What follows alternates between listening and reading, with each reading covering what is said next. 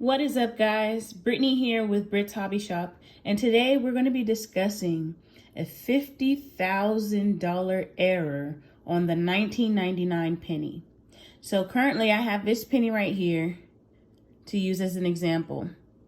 And the error that you want to look for on this penny is going to be on the reverse. So let's go ahead and flip this over. Okay, guys.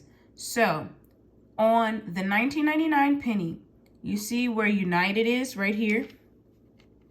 So on this penny, if you see words right here on the side that are not supposed to be there, that is an error called a mule die clash error, and it's worth over $50,000.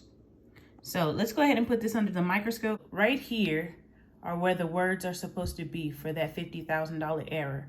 So if you have a 1999 penny and on the reverse you see letters right here that are not supposed to be there, go ahead and put that in a coin holder and get that graded ASAP because it's worth $50,000.